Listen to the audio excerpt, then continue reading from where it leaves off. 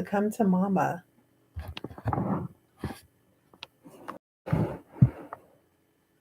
I would like to discuss tonight. I had um, pulled some cards tonight and asked Spirit to help me figure out some topics of discussions. And one of them was the Six of Clubs, which is the Tower card, a revelation or drastic shift in perspective. And I believe that the way that I want to talk about this tonight is circumstances that don't turn out the way you think they would, whether it be in a relationship, a job, a family, um, just things going on in the world, your health. And what we come to realize is that a lot of times these drastic changes are for the higher purpose of ourselves for growth. We may not feel it at that time. We may not see it at that moment in time, but in hindsight, experiences like relationship breakups, you meet the love of your life, you guys have some babies, and through it all, even the hard times, you think you're going to be together forever. And then something happens, and you think it's the end of the world, where someone may cheat or they may just not really love you like they did at one time. And it's very painful, but what you realize is that sometimes what was in alignment at one time no longer is. And when someone's trying to elevate in their life for growth, for whatever their life path is, sometimes these situations have to end. And the changes can be quite drastic and quite painful. And, we have to learn how to roll with the punches in life and move forward. Now, it's easier said than done. Like I said in my previous videos, that, sometimes you don't see things coming. And, when you love somebody so much or you depend upon the love or the relationship of someone so much and you're codependent upon them, sometimes, we are not realistic and we are not paying attention to the signs of things that were going on. And then it hits you like a train wreck. And it's very painful. So it's like ripping Velcro apart. When your heart, you just love somebody, it's like just snatching it apart. It's really, really painful. But I think that if people knew that, some relationships like karmic relationships come into your life to really teach you more about yourself. And if they really understood the different types of relationships that there is, like there are soulmates, there's kindred spirits, kindred relationships, there's karmic relationships, and you'll know the difference because soulmate relationships, it's like you guys are each other's cheerleader and you love each other, you cheer each other on. Even though you have different lives or different types of dreams and aspirations, you still come together to support one another. Then you have your kindred, relationships where you're very similar to each other. Your thought processes or the thing, you just think a lot alike. You're not exactly the same, but can really identify with uh, a kindred relationship. And relationships don't necessarily have to be your mate, but I'm going to go ahead and go with that aspect of relationships right now. We're talking about love relationships and people we're with. I think those are the most drastic relationships in our life that cause us to have like a shift in perspective on our life, because it virtually has the ability to make you have to just change everything. And I mean, that can be just, that can be really, really hard. It's really, really hard to recover from these types of things.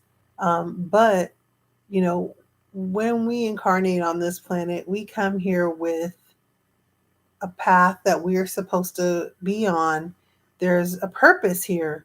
And when we're not serving our purposes and we're hiding behind relationships and we're hiding behind our family and we're using that as an excuse not to get out into the world, 9 times out of 10, you're going to find that usually you're really not that happy in the relationship. Really, you're not that happy being that other person, that parent, even, you know, um, but it's a safe place, and uh it's easier to hide behind another person than to get out there in the world, especially those of us that are kind of shy or we have confidence issues. And maybe from a young age, we were told that, you know um then we weren't necessarily told, but maybe in school, you know we we were slow learners. And everybody learns different, but in school, if everybody wasn't fast, there were certain teachers that might not have the patience, or parents that don't have patience with their children, and their children all have different personalities, and they don't have any clue on how to support those personalities. So from there, if you're always being, if no one's supporting you as a child and trying to figure out what your special gifts are and help supporting you, then they're probably telling you to shut up, get out of their face. Why are you acting like that? Why are you, not easy like Susie is? Why are you so hard headed? Why is it just, so when that happens to us as kids, we're afraid to express ourselves in the world. And then we take on these sometimes really negative behavior, or, behaviors. Like, I think fear is one of them. And so, what will we do? Will we rather go ahead and hide behind someone or something so that we don't have to, so we can portray and seem like we have it all together, when half the time we don't. I could say, and I'm segueing off of that, I could say that because I kind of had some of those issues growing up. And so I've always been afraid to just speak my mind and be who I am. And I tended to be more of a people pleaser because I would just go with the flow, and I would not question people. My boundaries were not strong. And it had a lot to do with my childhood growing up, even that my education. I went to Catholic school. And so now that I'm a mom of many children and I'm watching my kids, my youngest child, he's in basketball. He's also in a shooting club. And we're just really getting in the mix in the last couple of weeks since this whole pandemic, of getting into sports and doing extracurricular activities that we have been held back from for almost 2 years. So what I'm noticing is that, in particular with him, when it comes to education, he just does not want to try. He does not want to try. He's very intelligent, but he's one of those kids. He likes what he likes, and he does not want to try. And when it comes to sports, he could has ability to be great, but rather than him sit and focus of what the coach is trying to tell him, he's too busy looking around, trying to dribble the ball, trying to, and I really feel though that, and I had to have the conversation with him that, you know it looks like you're really not interested when you do those types of things. And I think it's because he's maybe nervous because he just doesn't quite understand what the coach is saying. And I said, you can always say, I don't get it. When your teacher teaches you something, if you don't get it, I don't get it. You may not get it like your friend next to you will, or you'll probably get some things that they don't get. Nobody learns the same. But as a child, when you're made to feel like you're stupid or you're not worth the patience of the person teaching you, you know a child could walk away with feeling like they're not important, and then in fear of asking for help, always wanting to hide behind something or some kind of behavior because they don't want to show their true selves, or their fear of any vulnerability or not knowing something, then they're going to get treated like, they're going to get yelled at, or someone's going to be mad at them. And screw that. Screw that. You know, it's just, you got to earn your place in this world, and nobody's born knowing anything. We just learn as we go. So that's one of the reasons why I started this channel, because I want to cheer people on, and I want to help people who, you know, need a safe place to come talk about things, and, and need some nurturing, and, and just a different perspective on things. But back to the drastic shift in perspective. So, interactions that we have in our lives, and with people and in the world and our jobs, um, our relationships, our loved ones, I see that, the paradigm is just shifting, and we're having to recreate new ways of communicating. And, it's, we have to have drastic shifts in perception, because things are just never going to be the same as they ever were. And that's not a bad thing. It's actually a great thing. And it's a great time to recreate yourself. It's a great time to come out of your shell, because authenticity is really, really big right now. I'm going from a YouTube watcher who watches all these people all the time and listen to their different perspectives, to someone who now wants to be heard as well, who wants to interact, who wants to show my perspective. And this is a drastic shift for me, very drastic. I've always been afraid to, but I feel that I'm tired of being the one watching. I have so much to offer the world. And because I have so many friends and so many people that come to me and call me out the blue. I have one of my best friends who's passed away, her daughter. I haven't talked to her verbally in almost a year.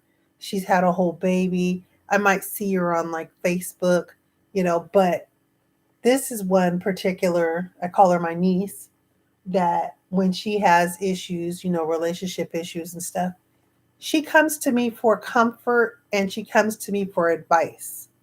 And out the blue, almost a year of not talking to her, I haven't talked to her since she's had the new baby, verbally talked to her. And she just called me. And what I noticed is, like, I see her on Facebook, and she makes all these posts, and most of them are great and positive. She's a very funny individual, and she loves her children, and she loves her man. But I also see that she portrays herself to be, the relationship to be so much more than what it is. And so much, life is just so grand. And, when she called me, she was in pain, and it wasn't what it was being portrayed on social media. So, um, and not, no judgments, but she called me out of all people for, she has, three sisters, She has, family members, but she called me out of all people, out of the blue, because she knows that I'm her cheerleader. I am going to cheer you on. I'm not going to break you down. I'm going to be honest with you, though. I'm not going to lie and, say, oh, well, yeah, just because. No, I'm not going to people please you. I'm going to be like a mama, and I'm going to say, hey, let's figure this out. And what role are you playing in this to cause the situation to be this way? Also, I try to give her different perspectives and ways of thinking instead of it always being a negative, worst case scenario type situation, right? So, you know, instead of us thinking worst case, sometimes we need to think more positive, also interacting with the people that we're having these issues in our relationships with. Let's be more authentic with them, let's be real with them, let's open our hearts, not be afraid, to show, weakness, because at the end of the day, you know if that's how you're feeling, that's what you need to project. Now, the reason why people are afraid to is because they're afraid that that other person is going to reject them, and they're more worried about being butthurt about that person not listening to them or caring than getting it off their chest. And I understand why, because this person you proclaim to love and they love you, and they just will turn their back on you, not listen to you, and they're cruel to you at times. But again, it's all about how you approach the situation as well. You need to, you know, have a drastic change or shift in perspective sometimes and say, I'm going to try this different. I'm going to try it at a different time. How about when you're making love? My grandfather told me that a long time ago. Don't don't nag at your man when you're in the heat of an argument to get your way.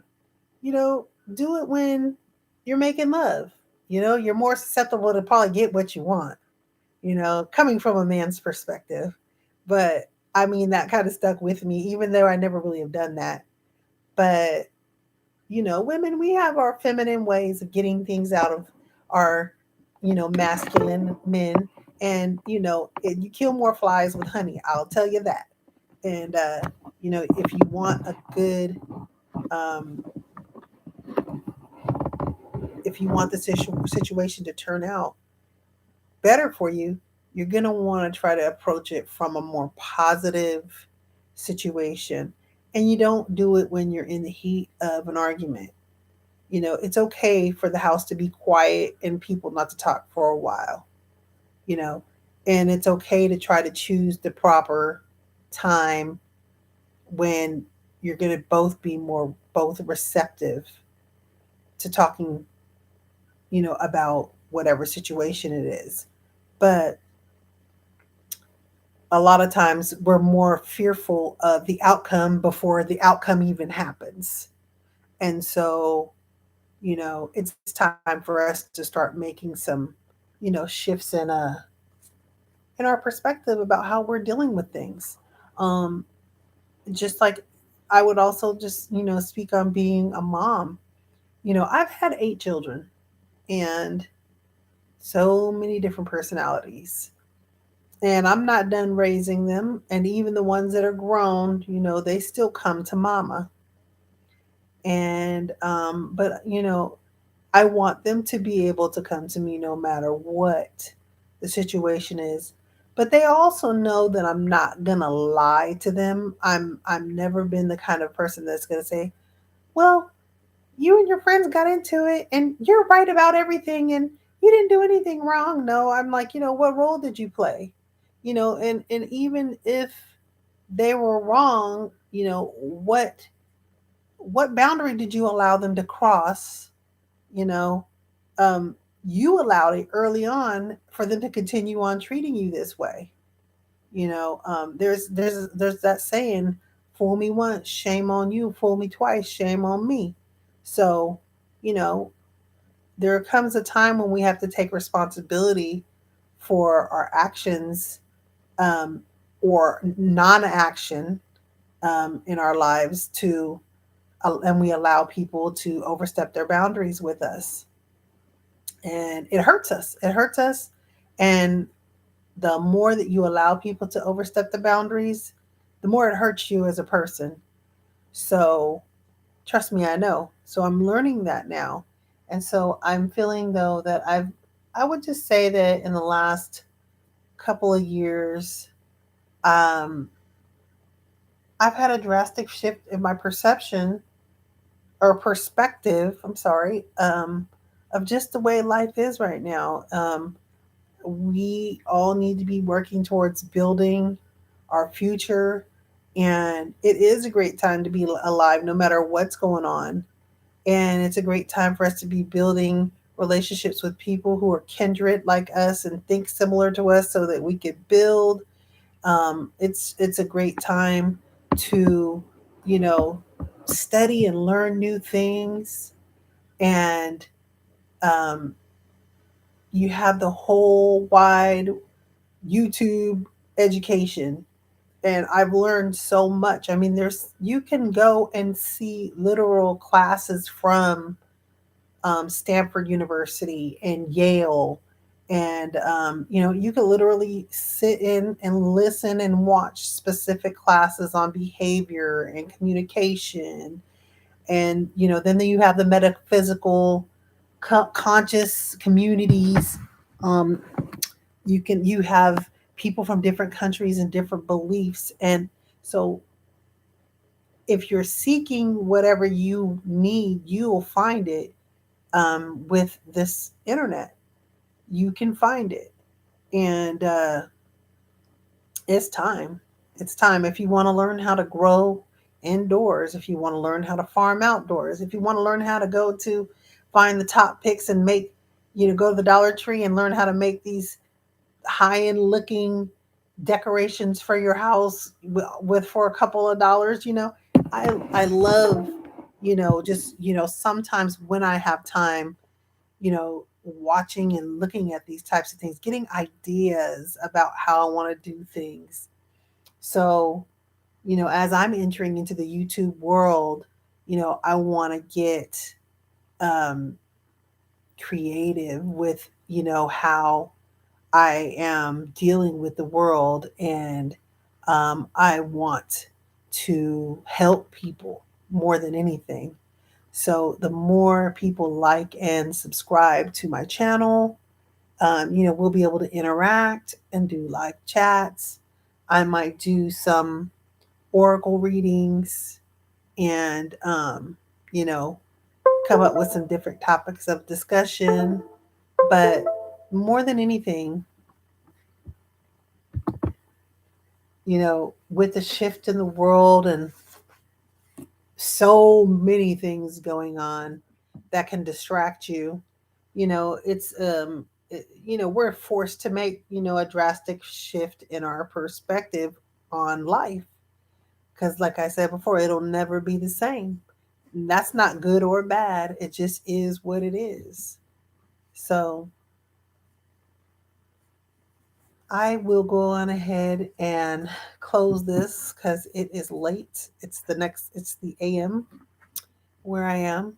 And we'll see what happens over time if things start building on this channel. But thank you very much, and I'll see you soon.